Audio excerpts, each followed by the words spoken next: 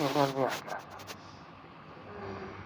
دین کی بات مل مل کے بیٹھیں سننے کے لیے اور بہت متوجہ ہو کر کے سنیں.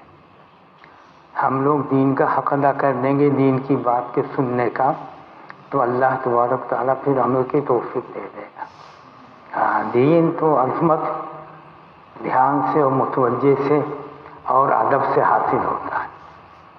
دنیا تو ادب ہو چاہے نہ ہو اللہ تعالیٰ دے دیتے ہیں، لیکن دین کا معاملہ ایسا ہے کہ اس میں ادب، اندر سے دین کی عظمت، اس اللہ کی بڑائی، اللہ کے رسول کی بڑائی، کس کا کلام ہے، تو جتنا یہ ہوگا اتنے اللہ تبارک تعالیٰ عمل کی توفیق عطا فرمائے.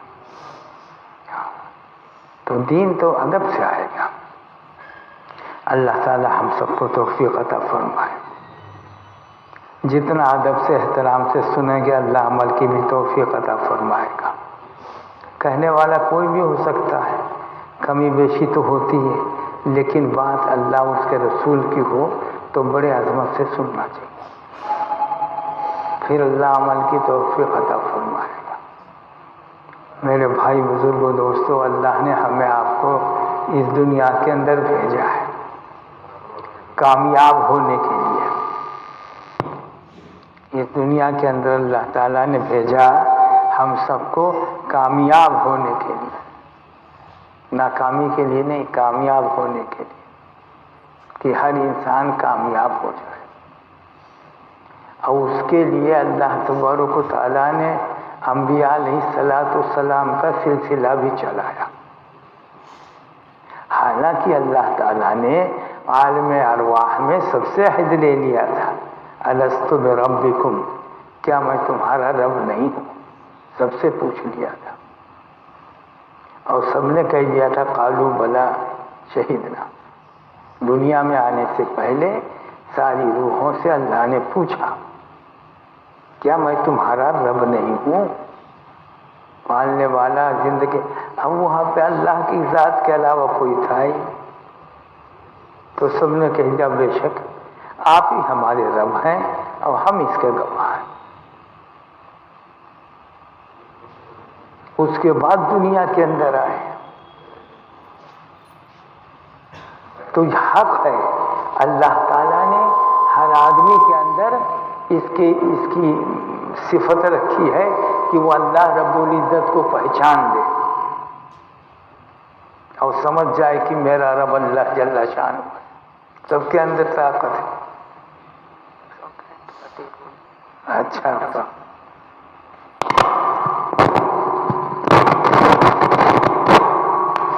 سب کے اندر اس کی اہلیت ہے. کوئی آدمی قیامت کے دن یہ نہیں کہہ پائے گا کہ ہم کو معلوم نہیں تھا. وہ تو دنیا میں آنے سے پہلے ہی اللہ تبارک و تعالیٰ نے سب سے عہد پیمان لے لیا تھا.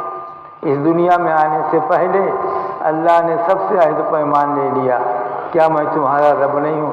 اور سب نے کہہ دیا کہ اللہ تعالیٰ. اور وہ اسی وجہ سے تاکہ قیامت کے میدان میں آدمی پہنچ کر کے کہہ دے کہ ہمیں معلوم نہیں تھا.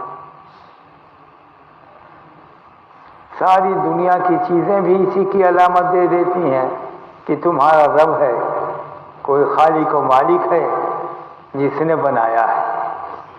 اور پھر اللہ تعالیٰ کا نظام انسانوں پر کہ ہر قوم کی طرف اللہ تعالیٰ نے سمجھانے والے اور بتانے والے اور ہدایت کو پھیلانے والے بھی بھیجے. کوئی نہیں بچا. ہر قوم کی طرف اللہ تعالیٰ نے انبیاء علیہ السلام کا سلسلہ جاری کیا تاکہ انسان کامیاب ہو جائے. اور فطرت میں آدمی کے بھی یہ رکھا کہ اللہ کے حکموں کو ماننے میں اور نبی صلی اللہ علیہ وسلم کے طریقے میں چلنے میں اسے نفع محسوس ہو. اندر کی بات ہے یہ، اندر کی، کہ آدمی اگر اللہ کے حکموں پر اور نبی صلی اللہ علیہ وسلم کے طریقے پہ چلے گا تو اسے خوشی ملے گی. تھوڑا سا مجاہدہ تو پڑتا ہے لیکن اس پر بدلہ بہت زیادہ ہے. جیسے آدمی کو صبح کی نماز پڑھنی ہے اور ٹھنڈک پڑ رہی ہے اور وہ رضائی کے اندر سو رہا ہے، اب اسے اٹھ کر جانا، وضو کرنا اور نماز پڑھنا اسमें نفس کو تھوڑا سا بوجھ لگتا ہے نہیں نا کہ یار ابھی تک دیکھو لوگ سو رہے ہیں اور ہم اذان سنی اور فوراً تیار ہو گئے. کتنی ہمت کی بات ہوتی ہے اور اللہ کو کتنا محبوب ہے. لیکن جب یہ جا کر کے نماز پڑھ لے گا جماعت کے ساتھ میں، اللہ کا ذکر کر لے گا، اللہ کی تسبیح پڑھ لے گا، تو اسے خوشی ملے گی. اندر سے اسے بہت راحت، بہت خوشی ملے گی. اس کو کوئی نہیں سمجھ سکتا ہے اور اس کا کوئی بدلہ بھی نہیں. وہ خوشی ایسی ہوگی جو ہمیشہ کے لیے ہوگی اور وہ بدلہ ایسا ہوگا جو ہمیشہ کے لیے ہوگا. لیکن جو آدمی وہیں پہ لیٹا رہا بغل میں اور نہیں اٹھا اور سوتا رہا، اب جب اٹھے گا وہ نماز قضا ہو گئی تو اگر اس کے دل کے اندر جان ہوگی تو اسے دکھ ہوگا. اگر دل اللہ کی طرف سے یاد سے غافل نہیں ہے تو اس کو دکھ ہوگا اور صدمہ ہوگا اور ہمیشہ کے لیے ہوگا. دین تو ایسا ہے کہ اس میں اصل میرے بھائی بزرگوں دوستوں قیمت تو وقت کی ہے. اب جو نماز ہم وقت پر پڑھ لیں اس کی بڑی قیمت. بہترین نماز وہ ہے جو وقت پر پڑھی جائے. بہترین عمل ہے جو وقت پر پڑھا جائے. اچھا اب نہیں پڑھا وقت پہ، نکل گیا وقت، اب کیا کریں؟ اتنا ہے 2 منٹ کا، 1 آدھ گھنٹے کا موقع جس میں آدمی ادا پڑھ لے تو کتنا قیمتی. اور اب جب وقت نکل گیا تو کوئی طاقت نہیں جو ادا کروا دے. کوئی بھی طاقت نہیں جو ادا کروا دے. اب تو قضا پڑھنا پڑے گا. اور بہت فرق ہے. جو نماز وقت پر پڑھی جائے وہ بڑی قیمتی، زندگی کے بنانے میں، اللہ کے ہاں بدلہ دلوانے میں اور زندگی کے اندر نفع پہنچانے میں، سب میں بہترین عمل ہے. یہ نماز جو دی گئی یہ امت کو نوازنے کے لیے دی گئی. خوش ہو جائے امت. یہ ہے اگر ہم سمجھیں تو ہم کو اللہ رب العزت نے خوشی کے لیے دیا، نماز کو پڑھنا اور خوشی کو حاصل کرنا اور اللہ کے انعام کو لینا. اور سب سے آسان عمل. مشکل تھوڑا ہے، تھوڑی سی محنت کی ضرورت پڑتی اور انعام بے انتہا. جو شخص 5 وقت کی نماز کا اہتمام کرے اللہ اپنی ذمہ داری پر جنت میں داخل کریں گے. اور جو نماز کا اہتمام نہیں کرتا اللہ کی کوئی ذمہ داری. اور جو آدمی 5 وقت کی نماز کا اہتمام کرے یہ انعام ہے. دنیا کے اندر بھی انعام کی بارش، قبر کے اندر بھی انعام، حشر کے اندر بھی انعام، بہت زیادہ دلوانے والی چیز ہے. اور یہ چیز دنیا میں ہے. جب دنیا سے آدمی چلا گیا تو پھر اب کتنی کوشش کر لو، دنیا میں اللہ تعالیٰ نے رکھا ہے کہ یہاں پر تھوڑی سی قربانی، نفس پر تھوڑی سی گرانی ہوتی اور اللہ کی طرف سے اتنا ہی بڑا انعام ہوتا ہے. اور یہ سب انسانوں کو نوازنے کے لیے. نماز جو نہیں پڑھتا نا، جو نماز نہیں پڑھتا ہے اور جو نماز پڑھتا ہے، ان دونوں کے دلوں میں بہت فرق ہوتا ہے. جو آدمی لا الہ الا اللہ محمد رسول اللہ کا پڑھنے والا ہے اور جو آدمی اس کلمے کا نہیں پڑھنے والا ہے، دونوں کے دلوں میں بہت فرق ہوتا ہے. کلمے والے کا دل تو بہت، آپ یہ سمجھ لو کہ حدیث پاک کے اندر آتا ہے کہ ایک بھی اللہ اللہ کہنے والا اور لا الہ الا اللہ محمد رسول اللہ کا پڑھنے والا جو ہوگا اس کی وجہ سے زمین اور آسمان تھما رہے گا.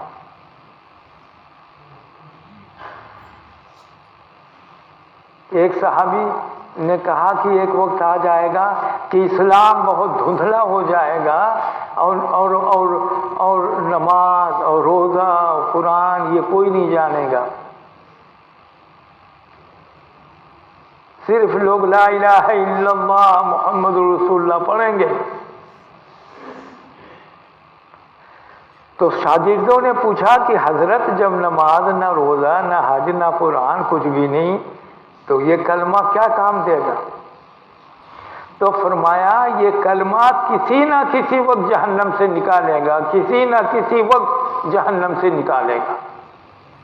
اس کلمے کی بڑی خوبی ہے، جو اس کلمے کو لے کے مرا یہ کلمہ اسے جہنم سے نکال کے رہے گا۔ ایسا ہے، ایسا دل ہوتا ہے کلمے والے کا دل ایسا ہوتا ہے کہ آپ سوچو کچھ بھی نہیں اور لا الہ الا اللہ محمد رسول اللہ کو لے کے مرا ہے، تو اس کلمے کی اس کی خوبی یہ ہے کہ اس کو جنت میں پہنچا کے رہے گا۔ ایسا دل ہو جاتا ہے۔ ہاں، اور جو کلمہ نہیں پڑھا شرک میں کفر میں مر گیا، پوری دنیا کی طاقت اس کو جنت میں نہیں پہنچا سکتی۔ کتنے اعمال کیے ہوں بھلے، یہ ہے تو کتنا بڑا اللہ تعالیٰ نے ہم سب کو یہ دولت دے رکھی، کتنی بڑی اللہ نے یہ دولت دے رکھی۔ ہمیں تو مسلمانوں کے بیچ میں بڑی محبت سے نکل کے محنت کرنی پڑے گی۔ ہر ایمان والا جتنے بھی اب یہاں پہ آ کے بیٹھے ہیں، کوئی تو ان کے دلوں میں اللہ کی محبت ہوگی، کم زیادہ کچھ بھی اللہ سے تعلق ہوگا، دین سے تعلق ہوگا، لا الہ الا اللہ محمد رسول اللہ پڑھنے والے سے تعلق ہوگا۔ کوئی مسجد کے آ رہا ہے، کوئی کسی اجتماع میں بیٹھ گیا، کوئی گشت میں شامل ہو گیا، تو ہے نا اس کے دل کے اندر اللہ کے لیے گنجائش ہے، یہ کام دے گا۔ اب اسی کو بڑھانے کے لیے یہ محنت ہے، اور دل بہت اچھا ہو جائے گا اور بڑی خوشی ہو جائے گی اور دل کے اندر بہت اطمینان ہو جائے گا۔ جو بھی جتنی محنت کرے گا، جتنا اچھا دل اور اللہ اس کے رسول کی محبت اور دین سے لگاؤ اور قرآن سے محبت اور اللہ کے حکموں پر چلنا، اتنا اچھا دل ہو جائے گا۔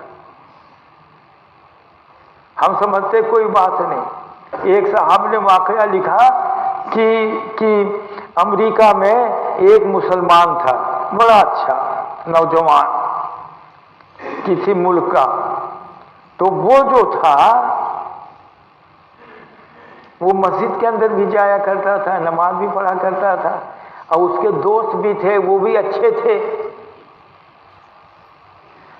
تو وہ جس آفس میں کام کرتا تھا اس آفس میں ایک عیسائی لڑکی ساتھ میں اس کے کام کرتی تھی۔ دھیرے دھیرے اس کا تعلق اس لڑکی سے بہت ہو گیا،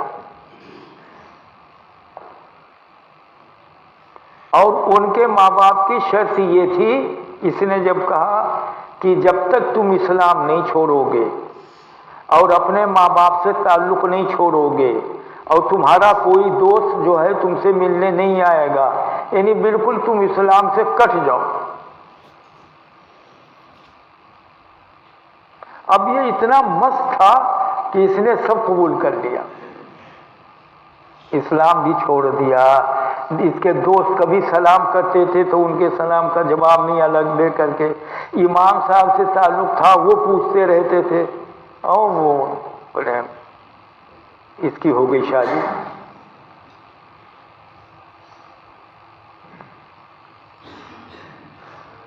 اور یہ مستقل بالکل مسلمانوں کی شکل کو دیکھ کر کے بھاگ جائے، کسی مسلمان سے ملنا نہیں چاہتا تھا۔ لیکن یہ جس مکان میں رہتا تھا میاں بیوی دونوں، اس میں قرآن پاک کا ایک نسخہ رکھا ہوا تھا۔ یہ جب باہر نکلتا تو اس کو دیکھتا اور یہ کہتا کہ یہ میرے پروردگار کا کلام ہے۔ लेकिन जिंदगी तो बिल्कुल मिट्टी में मिल गई। लेकिन इतना इसके जहन में आता और सोचता कि मैंने क्या कर लिया है। एक तरफ मेरा रब और खालिक को मेरा मालिक और सहारे जान का परवरदिगार, एक तरफ मेरी बीवी।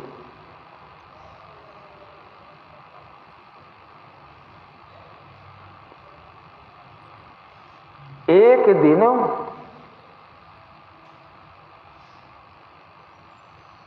इसकी बीवी ने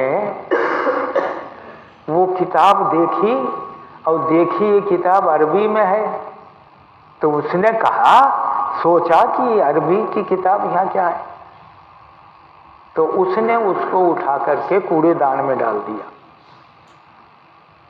अब ये जब लौट करके आया तो कहने लगा यहाँ एक किताब थी, वो कहाँ गई?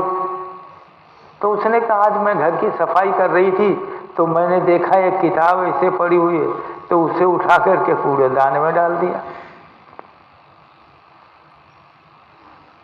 गया कूड़ेदान में उससे उठा करके लाया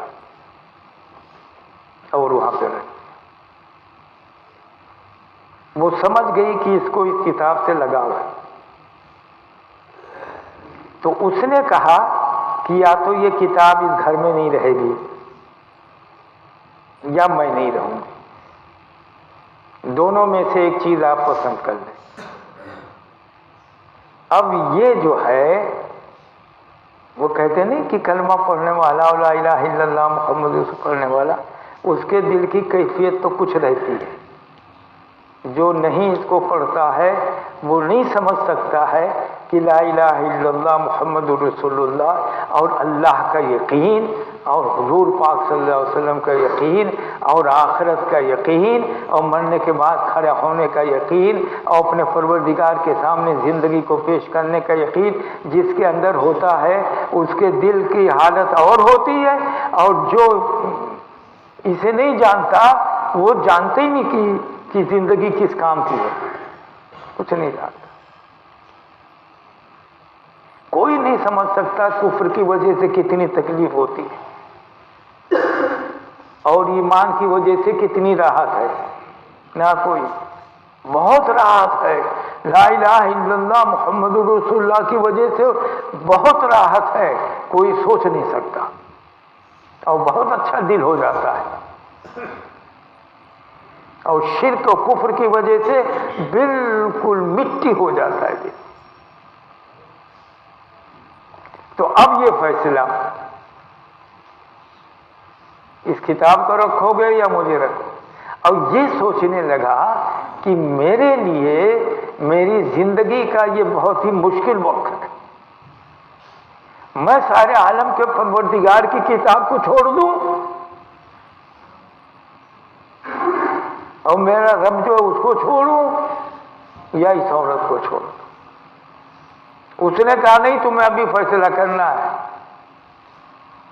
तो उसने कहा फैसला यह है कि मैंने तुम्हें छोड़ दिया और मैंने अपने रब की किताब को पकड़ लिया, मैं इसको नहीं छोड़ सकता। तो जिसे आदमी समझता है सब कुछ मिट गया, उसके अंदर भी ईमान की रोशनी और अल्लाह की मोहब्बत बाकी। आदमी यही तो सोचता है कि अब वो तो ईसाई हो गया, अब उसका सब खत्म हो गया। नहीं, हर ईमान वाला कब अल्लाह ताला उसके दिल में हरारत डाल दें, ये मेहनत ऐसे नहीं हो रही, ये मुसलमानों के दिलों में मोहब्बत है अल्लाह की। ठीक है नमाज पढ़ पाता नहीं, लेकिन हमें कोशिश करके उसको अल्लाह के हुक्मों पर लाना है तो सारी दुनिया में दीन जिंदा हो जाए।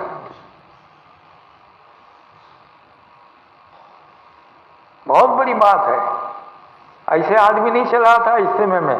इज्तिमा में आने के लिए भी उसे मेहनत करनी पड़ती, दिल को समझाना पड़ता है, बहुत से काम होते उसको रोकना पड़ता है और फिर चलता है। कितनी कीमती हो गई इसके कदम।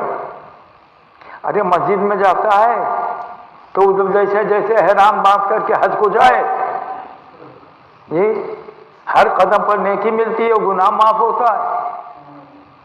तो ऐसे दीन के जिस काम के लिए चलेगा उसका आना मुबारक होगा। اور وہ اللہ رب العزت کے یہاں بہت زیادہ قیمتی ہوتے ہیں اور اللہ تعالیٰ قبول کرتے ہیں۔ مجمع کی اور مجلس کی شرکت میں اس میں بہت بڑی طاقت ہے گناہوں کو معاف کرنے کی۔ جتنا مجمع، جتنے لوگ ایک سو ہو کر کے اللہ رب العزت کی طرف رجوع کریں گے، اس میں گناہوں کو معاف کرنے کی بہت طاقت ہے انفرادی کے مقابلے میں۔ تو یہ تو اللہ کی محبت سے ہم لوگ سب جمع ہوتے ہیں، اللہ ہی مقصود ہوتا ہے، اسی کی رضا مقصود ہوتی ہے، اسی کی چاہت ہوتی ہے، تو کتنی بڑی بڑھ جاتی ہے یہ چیز، اللہ کیا کتنا محبوب ہو جاتا ہے۔ اور اس کی محنت کرنی ہے کہ ایمان کی طاقت بڑھتی جائے، جتنی ایمان کی طاقت بڑھے گی اتنے زیادہ آدمی کا اللہ کے دین پہ چلنا آسان ہو جائے گا۔ ایمان کی طاقت جتنی بڑھے گی اتنے زیادہ چلنا آسان ہوگا اور اعمال کا کرنا آسان ہو جائے گا، اور پھر اللہ تبارک تعالیٰ کی طرف سے رحمت کی بارش ہوتی۔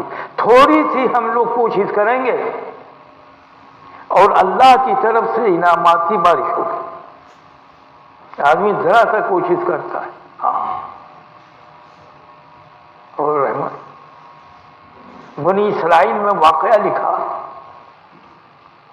کہ ایک آدمی تھا بہت نوجوان اور جابر بھی تھا، اور اللہ نے اس کو مال بھی دے رکھا تھا۔ وہ جس لڑکی کو چاہے خرید لے اور خرید کے لاتا تھا۔ ایک مرتبہ ایک لڑکی کو خرید کے لایا اور رات میں جب اس کے پاس گیا تو وہ کمرے میں بیٹھی ہوئی رو رہی تھی۔ تو اس نے پوچھا تم رو کیوں رہی ہو؟ اس نے کہا میرے ماں باپ کی غربت تھی،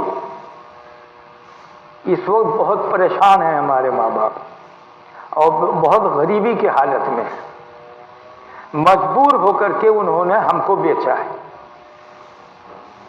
اور ہمارے خاندان میں کبھی کسی نے اس قسم کا کام نہیں کیا ہے۔ اس پر میں رو رہی کہ مجھے کس مجبوری نے اتنے بڑے گناہ پر آمادہ کر دیا۔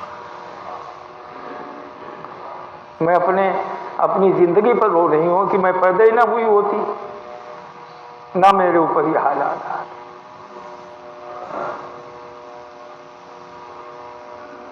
تو اس نے کہا اچھا اگر یہ بات ہے تو تم جاؤ، اور جو پیسہ میں نے تمہارے ماں باپ کو دے دیا ہے وہ پیسہ بھی واپس نہیں دوں گا۔ تمہارے ماں باپ کو پیسہ دے دیا اور تم سے یہ درخواست ہے تم میرے لیے دعا کر دو۔ اس لڑکی سے کہنے لگا تم سے یہ درخواست ہے تم میرے لیے دعا کر دو، اور لڑکی چلی گئی، اور رات ہی میں اس کا انتقال ہو گیا، اور صبح کو لکھا ہوا آ گیا اس آدمی نے اپنے رب سے توبہ کی اور اللہ نے اس کے گناہوں کو معاف کر دیا ہے۔ اس نے ایسا قدم اٹھا لیا کہ اللہ نے اس کے گناہوں کو معاف کر دیا۔ تو اللہ کی طرف سے پوری امت کی طرف سے رحمت ہمیشہ برستی ہے، ہمیں ذرا سا رجوع کرنے کی ضرورت ہوتی ہے، اور جتنا ایمان ہمارا بنے گا اور جتنا ایمان کی محنت ہوگی اسی اعتبار سے اللہ تعالیٰ نوازتا چلا جائے۔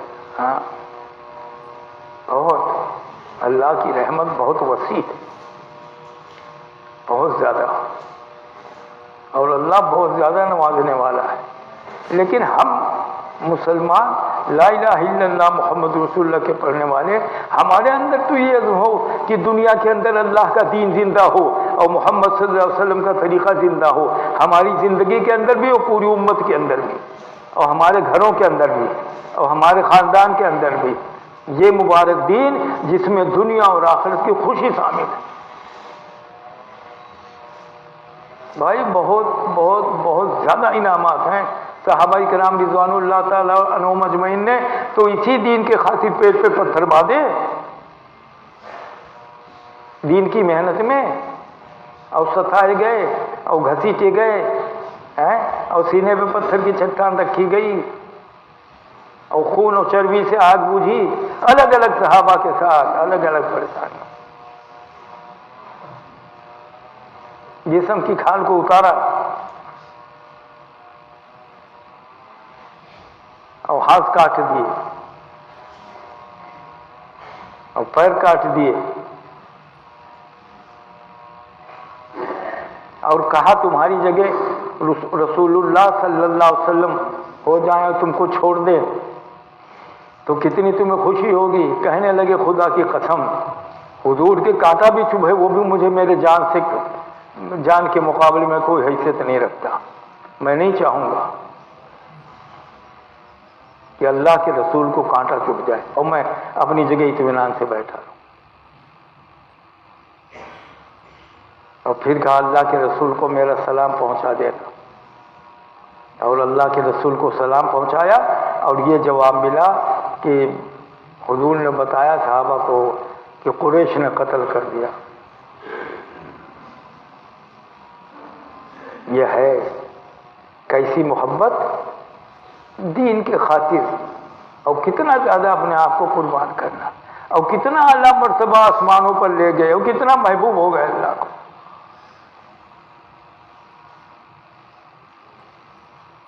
तो हम तो कम से कम अपनी जिंदगियों के बारे में फैसला करें।